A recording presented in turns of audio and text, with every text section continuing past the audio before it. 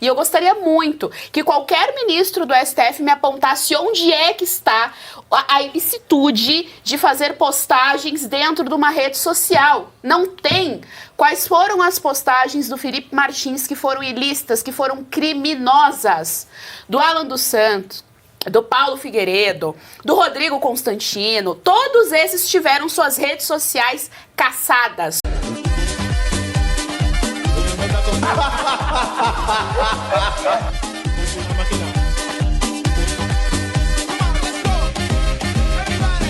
Aproveitando o gancho do mestre Pavinato, há uma diferença entre expressão de liberdade e direito de livre-arbítrio, né?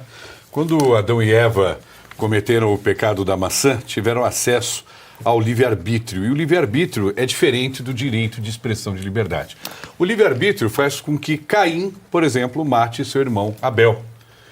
Mas isso não é um direito de expressão de liberdade. A expressão da liberdade, ela só acontece quando há regras. Então, o meu direito termina quando começa o do senhor e o da senhora aí na sua casa. E eu vou ser punido por aquilo que o meu direito de livre-arbítrio pode me levar. Como aquele policial, por exemplo, que jogou o rapaz da ponte, ou como aquele bandido que colocou o corpo do policial morto num carro e coloca ladeira abaixo. Isso é livre-arbítrio, mas não é direito de expressão de liberdade.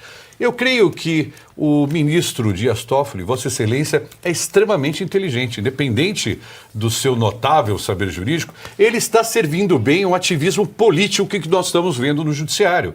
Porque o objetivo dessa tentativa de explicação e comparação é, na verdade, a teoria do feirante. Ele está comparando banana com abacaxi. É evidente que não há direito de expressão naquele que comete crime, e sim livre-arbítrio. Ele sabe disso, mas ele quer justificar, na realidade, o voto dele em relação ao cerceamento do direito de expressão de liberdade nas redes sociais. Nesse inquérito que o ministro Marco Aurélio chamou de fim do mundo. E isso está errado. Está tentando manipular as pessoas com a sua explicação, que, na verdade, infelizmente, ministro, foi estapafúrdia, em relação àqueles que não têm conhecimento. Nota 0. Olha, Luiz Arthur Nogueira, isso mostra que a gente não tem segurança jurídica, a gente não tem judiciário no país. Imagina o seguinte, eu faço uma conta simples, básica, e dou para minha sobrinha de 6 anos corrigir. Eu me sinto assim. Eu entro com uma ação no STJ e o Toffoli é quem julga. Eu escrevo alguma coisa, falo para minha sobrinha, vê se está certo, eu escrevi em latim. É isso. O judiciário brasileiro se tornou isso. O caso do Clezão foi negado. Ninguém dos 11 ministros, à exceção do Alexandre de Moraes, que ali estava impedido, porque fazia parte da história, mas jamais citado. Quando eu perguntei se 300 dias é um prazo razoável para um ato imediato de um juiz, porque a lei do crime, que define crime de abuso de autoridade, você não analisar num prazo razoável um caso de liberdade provisória ou de soltura, e o ministro Alexandre levou 300 dias para o caso do Clezão. Só não levou mais porque o Clezão morreu. E quando eu perguntei na ação se 300 dias é prazo razoável, e mesmo assim, nem na sentença, nem no agravo, nem nos embargos do agravo, nenhum ministro respondeu o que é prazo razoável. E tiveram ainda, por unanimidade, a desfaçatez de dizer que os embargos querem mudar a decisão. Eu não quero mudar a decisão, a única coisa que eu pedi foi responda, 300 dias é um prazo razoável? É um prazo razoável para você, 300 dias? Você está com uma dor, Luiz Arthur Nogueira? Sua mãe está com dor no peito. É um prazo razoável esperar 300 dias para levá-lo a um hospital? Porque para o STF é. Então o STF virou isso. Acabou a justiça. Eu tenho uma pessoa que não sabe ler corrigindo a minha redação. Pois é, Pavê, parece fila do SUS para fazer exame, né? A pessoa tem lá uma suspeita de câncer, precisa fazer uma ressonância magnética, leva 300 dias, ou ela já morreu de câncer, né? Ou ela não tinha câncer. O exame demorou tanto que não faz sentido nenhum. Ô Pavê, não sei se você reparou, na hora que o ministro Dias Toffoli faz a pergunta, o policial que jogou o rapaz, isso é liberdade de expressão, fica um silêncio constrangedor. Menos para ele. Menos para ele. É uma pena que a imagem esteja fechada nele, eu queria a imagem ampla. Porque a burrice só afeta quem está em volta. Pois é, foi constrangedor, assim, foi um silêncio assim que... Põe aí essa cena aí, alemão. A cena aí do Einstein. Vamos ver com vocês, Albert Einstein. Temos entender que aquilo que aquele policial fez em São Paulo, na ponte, que desde ontem está sendo repetido nas televisões brasileiras, nos telejornais, é uma liberdade de expressão? Se nós levarmos a liberdade de expressão ao absoluto, ele estaria protegido pela... Não é constrangedor? É constrangedor. Constrangedor. Não, é constrangedor a fala dele. É. E aí, Pavê, ele, além de tudo que vocês falaram, ele prestou um enorme desserviço à sociedade. Sabe por quê? Se você fizer uma pesquisa de opinião pública e perguntar o que é liberdade de expressão, 99,9% dos brasileiros dirão que a liberdade de emitir minha opinião de forma oral, de forma escrita, na rede social. Talvez alguém até fale, pichar o muro pode ser uma liberdade de expressão, mas eu duvido que alguém vai dizer que liberdade de expressão é agredir uma mulher. Quando o ministro dá esse exemplo estapafúrdio... O filho do Lula tem essa liberdade, não tem? Pois é. Ô, Pavinato, quando ele dá esse exemplo estapafúrdio, ele está dando argumento a partir de agora para pessoas que agridem mulheres passarem a dizer, é liberdade de expressão. O ministro disse. Olha o desserviço que ele prestou. Arthur, é surreal. Não esquecer, surreal. É só uma coisa. Sabe qual é o grande detalhe? Quando ele fala e que ele faz isso, como o Pavinato apresentou, sim, você coloca como uma forma de se expressar, porque é uma questão de semiologia, questão de semiótica, uma questão de significado das coisas. Então, quando você se expressa, faz parte da tua vida você se expressar. E você só pode se expressar se você for livre. O problema todo é esse senhor reduzir essa reflexão abstrata inteira a um fato concreto que não precisa ir nessa abstração. Aí é que ele começa a fazer a equivalência para depois chegar à seguinte conclusão. Se tudo que eu falei aqui vale, então a partir de agora vamos calar a boca de todo aquele que tentar me questionar. Porque é um energúmeno. Basta pegar Norberto Bobbio, filósofo, um dos maiores filósofos do direito, italiano, já morreu. Ele dizia o seguinte, professor Suano, olha que frase linda.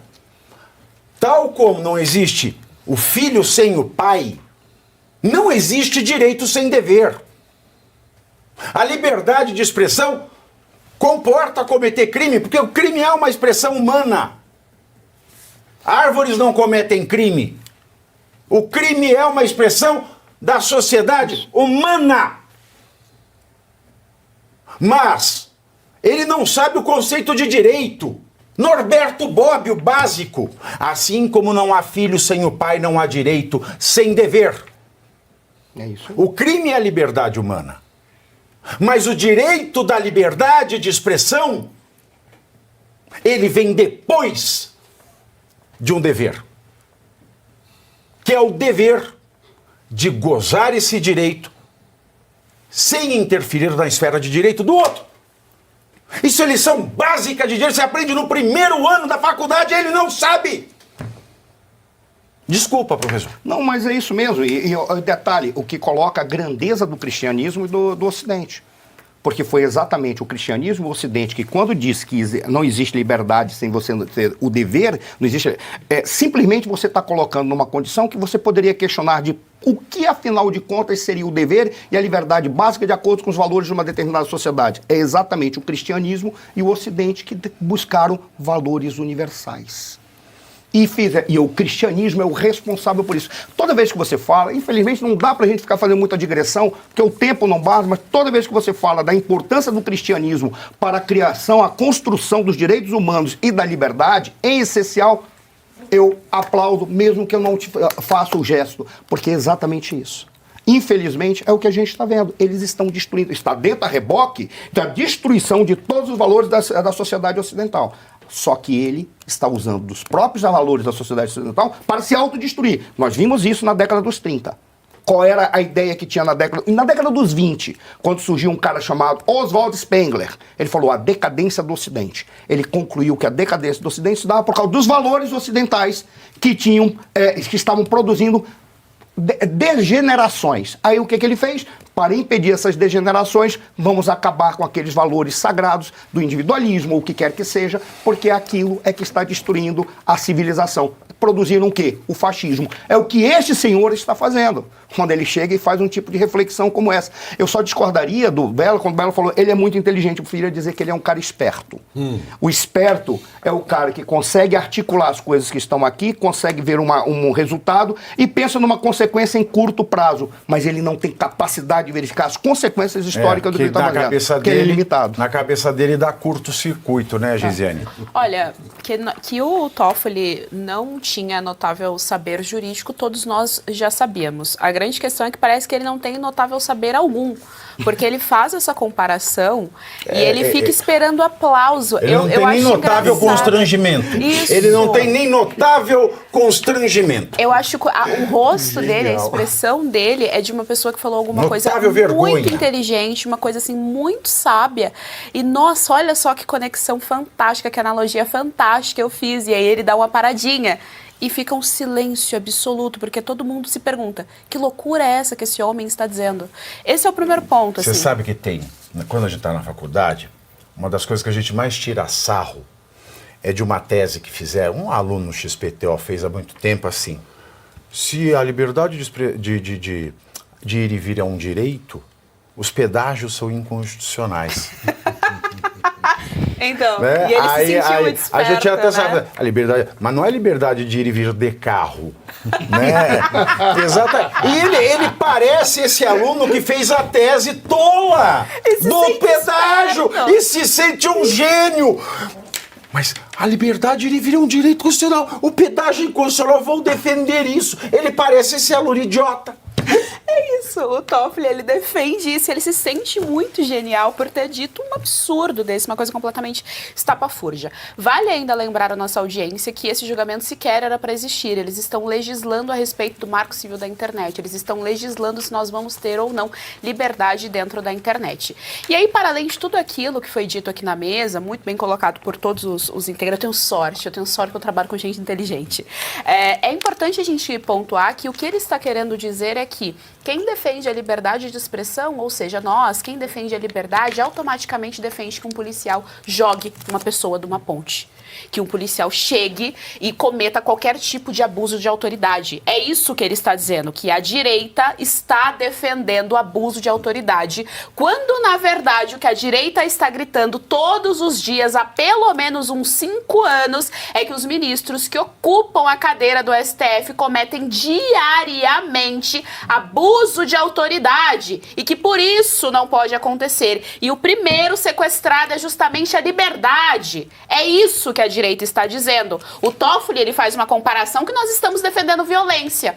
Mais pra frente aí na fala, o vídeo é até um pouco longo, ele fala que ele faz primeiro essa relação, se sente muito genial, e mais pra frente ele usa a palavra ilícito, ele faz a comparação de liberdade com ilicitudes. E eu gostaria muito que qualquer ministro do STF me apontasse onde é que está a ilicitude de fazer postagens dentro de uma rede social. Não tem.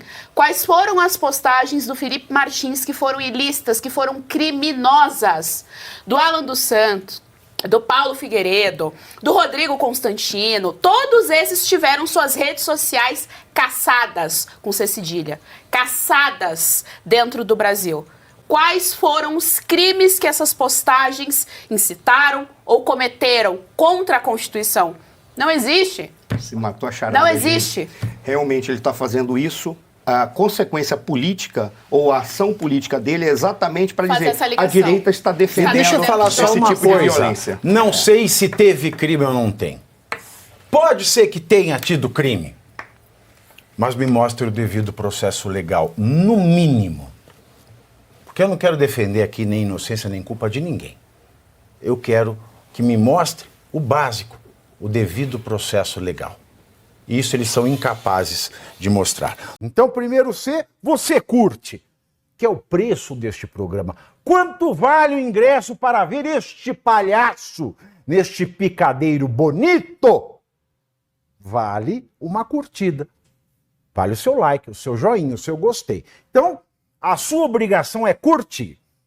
Se puder, comente, porque quem comenta ajuda no engajamento.